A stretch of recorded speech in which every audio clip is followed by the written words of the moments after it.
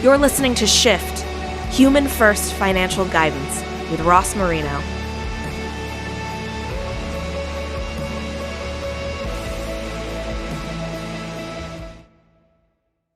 Today, we are shifting the conversation with Saundra Davis. Hello, Saundra. Hello there, Ross. It is so good to be with you. Really been looking forward to having you on the show. I know you've been in this industry for so many years. You are one of the trailblazers of helping advisors understand how people think, how they feel, how they make decisions. Really excited to have you talk here and eventually speak at Shift in 2024. But for some people that may not know you, how about you start off by doing a quick introduction? Absolutely. So I'm Saundra Davis. I am a financial coach. I'm a founding member of the Financial Therapy Association. I have a master's degree in financial planning. I am a master certified coach and a mindfulness teacher, a certified mindfulness teacher. So when you put all of those things together, you get the essence of how do I help people reconcile their vision for their lives with their behavior and what matters most. Excellent. Can't wait to hear you speak with Alan Moore at Shift 2024. And when we originally spoke, you had mentioned some of the tools and resources that you used, and one of them immediately caught my attention. It was the Continuum of Financial Well Being. And when you put up a graphic on the screen, I think I said out loud, that's what we have to talk about, because I just loved it and it made sense. How about you talk about where did the Continuum of Financial Well Being come from and how it applies today? Thank you. So it's really exciting to me as well because it was an iterative process. That tool came to be, that framework came to be because I learned at a conversation with one of our financial planning colleagues in 2005. She said, I can't get my client to live within her $50,000 a month budget. Blow my hair back, right? So I said, oh, wow. Okay. So it's not about the money. And so that's when I started to learn about coaching. And so I went to a coach training program. I started to learn how do I help people navigate this behavior beast when it comes to personal finance. And then as I was doing that, I started hearing from financial planners, well, wait a minute, are you trying to say coaching is better than planning? And then financial counselors were saying, well, I'm a counselor and I think counseling works just fine. And well, what about education? And, therapy wasn't a thing back then as it is today. But I was getting in what I thought was helping people begin to navigate this different approach. People were actually saying either or, counseling or coaching, planning or coaching. And it was becoming a scenario where people seemed to think it had to be either or and that one was better than the other. And so I developed this continuum framework to help reconcile the fact that it's not either or, it's both and sometimes all, that helps people to navigate whatever their personal financial experience is as a consumer.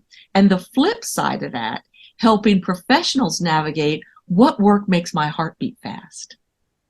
Right? What do I want to do? And so that was really the impetus for it. Well, and that actually ties into my second question. So first, I would ask you to maybe identify the steps along the continuum, but then go to the next stage, which is I look at this continuum and I'm a financial planner. So I'm going to start somewhere and try to figure out how to bring in some of the other aspects. Somebody else may not have the day-to-day responsibilities that I have. They might approach it from a different perspective. So can you start with the different areas, name them, and then how can I go about figuring out where should I start or where should I put my resources? Absolutely. So the continuum, although it's laid out, it appearing linear, it really isn't. I'm going to lay it out and then just kind of we'll talk about how it flows. So the first thing is financial education, right?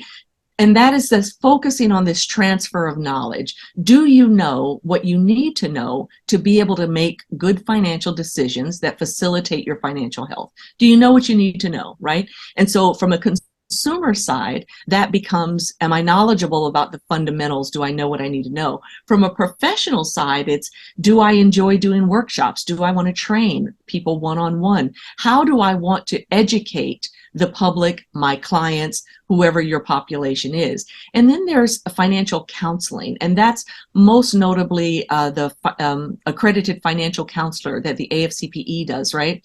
But also there are many types of financial counselors: housing counselors, budget counselors, HUD, Housing and Urban Development has housing counselors that are accredited, that you have to actually go through them if you want down payment assistance for people who qualify for those kinds of programs. So there's all kinds of different financial counselors. Now that's different from a therapist. We'll get to those in just a minute. But in the personal finance world, counseling is generally more directive, more advice driven, and really helping you actually build your budget, pull your credit score, develop a debt reduction plan, those kinds of things. And then there's the coach. And of course, that's my happy place. The coaching is all about, are you aligning what you know with what you do? Right? So we know that the knowledge is necessary, the financial education is necessary, but you can know better and not do better. And that's what the coaching element brings in. And coaching is about the transformation of the human, right? So if you and I were working together and you said, Saundra, I really want to manage my money better, a counselor might say, well, okay, let's take a look at your budget. What do your expenses look like? What does your income look like? You know, an educator will say, so this is how you do a budget. This is what you do. A coach is going to say, what will be different about your life when you're managing your money differently? What does managing your money differently look like to you? How will the people you care most about be impacted by this change, right? So I'm looking at the transformation of the human, and then the human deals with their situation, right? You'll notice I don't say problem or issue, right? So I work with the client, and the client addresses their topic. So I never see a client's budget, which I absolutely love. I never have to do that. Now, financial planners, you all know what you all do, and that's going to be this more comprehensive approach looking at, now that doesn't mean financial planners don't look at the human side.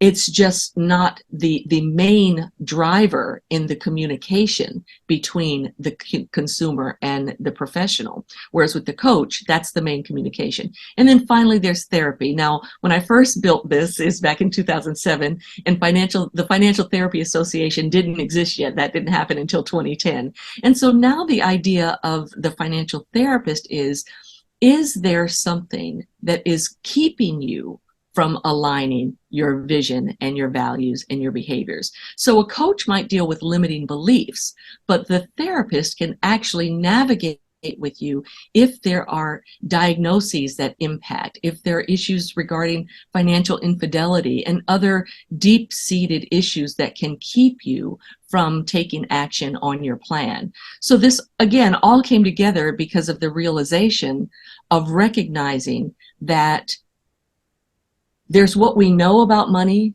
there's what we can hear from the professional who gives us our personal financial plan, and then there's what do we do to implement. So when we think about financial education, financial counseling, financial coaching, financial therapy, financial planning, and financial therapy, that continuum can meet people wherever they are. And so a financial planner may choose to work with a coach to help support the client's accountability. So the planner might develop the plan, but not feel so comfortable with inviting that client to be accountable to implementing the plan. That's how we end up with the statements like, I have a non-compliant client. So coaches help facilitate that, right?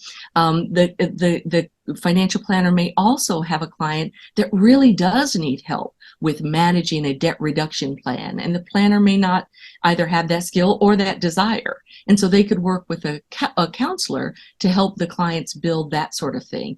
And then there's also, of course, the education. Planners are always providing some degree of education to their clients, and you might find the clients need more or more detail, particularly around things like home purchases. Is it better to rent or to buy? And housing counselors are really skilled at those kinds of things.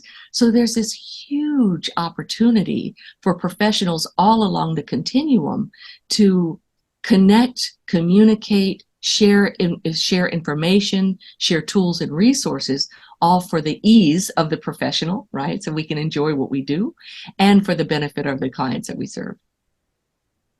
part of shifting the conversation is to understand that maybe what you're trying to do in the financial planning environment isn't going to happen, or it hasn't been happening. And I think understanding the continuum will help us see different ways to engage people, because we have set the bar so high as financial planners. And a lot of people either won't approach us, or we start working with them and then they're, I love that, by the way, non-compliant. Right. So understanding the different aspects of coaching and therapy is really going to make a difference. I appreciate the work you do. Can't wait to hear you speak again at Shift 2024. So thanks for being on the show, Saundra. Absolutely. It's been a joy. Thank you for listening to Shift with Ross Marino. Please visit humanfirst.live to learn more. This show is for general information purposes only and is not intended to provide recommendations or advice. Speak with a legal, tax, or financial advisor before making any decisions. Past performance references are historical and do not guarantee future results.